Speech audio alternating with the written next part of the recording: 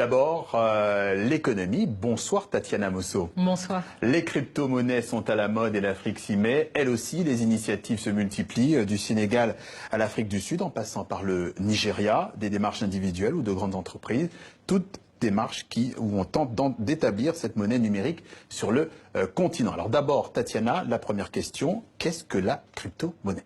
Alors, vous l'avez dit, c'est une monnaie virtuelle, c'est-à-dire que ces billets-là que vous voyez, qu'on utilise tous les jours, eh bien, dans le monde des crypto-monnaies, on ne les utilise plus. On utilise un téléphone portable ou alors son ordinateur pour pouvoir faire ses achats. Alors, on peut acheter de tout, on peut acheter un sac de riz, on peut acheter une voiture, à la seule condition, évidemment, que le vendeur, eh bien, soit équipé pour recevoir cette monnaie. Alors, c'est une monnaie qui a une utilisation particulière sur le continent, puisqu'elle sert surtout pour les paiements, les achats en ligne, par exemple pour payer ses factures, mais aussi pour les transferts d'argent, ce qui est courant sur le continent africain. La première et probablement la plus connue des crypto-monnaies, c'était le Bitcoin, créé en 2009 et la plus répandue.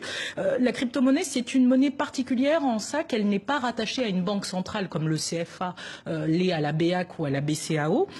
Et puis surtout, c'est une monnaie qui utilise la cryptographie, qui est un code numérique très complexe et qui normalement rend cette monnaie inviolable et qui fait en sorte que les transactions soient sécurisées et qui du coup empêche les contrefaçons. Alors en Afrique, cette crypto-monnaie est déjà utilisée fréquemment au Ghana, au Kenya et en Afrique du Sud pour des transactions. Au Sénégal, c'est le rappeur Akon qui se lance en créant sa propre monnaie. Alors effectivement, ce rappeur qui lance la crypto-monnaie Akon, Bien joué, oui. Voilà, sur un petit jeu de mots, on n'oublie pas le marketing. Et justement, cette monnaie, elle devrait voir le jour ce mois-ci au Sénégal. Et au passage, il crée une ville futuriste qui se veut une crypto-ville pour pouvoir utiliser cet argent-là.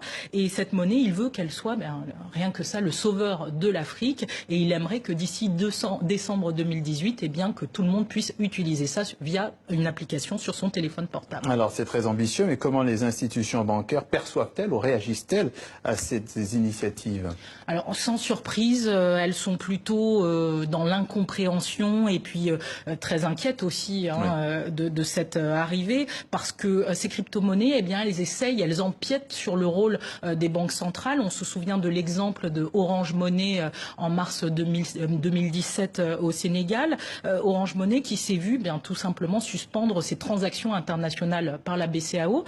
Une BCAO donc inquiète, elle est inquiète sur la question du contrôle des émetteurs et puis tout simplement sur la volatilité de cette monnaie. Donc qui est-ce qui régule, qui est-ce qui sanctionne cette monnaie qui ne passe plus par les banques centrales? Les institutions sont frileuses, ainsi que les États auxquels elles sont liées, donc les différents pouvoirs qui, eux, ne savent pas comment légiférer sur ces monnaies numériques. Un peu conservatrice. Alors, en filigrane de ces initiatives, il y a ce débat du maintien ou non du franc CFA. Alors, le maintien ou non du franc CFA, est-ce que ça peut être une alternative pour le chanteur Akon? Eh bien oui. Mais en fait, ce qui est intéressant dans ces différentes initiatives technologiques qui tentent d'introduire la crypto-monnaie sur le continent, c'est ce désir d'indépendance de ces différentes initiatives et puis surtout de sortir d'un système établi de toutes ces institutions-là.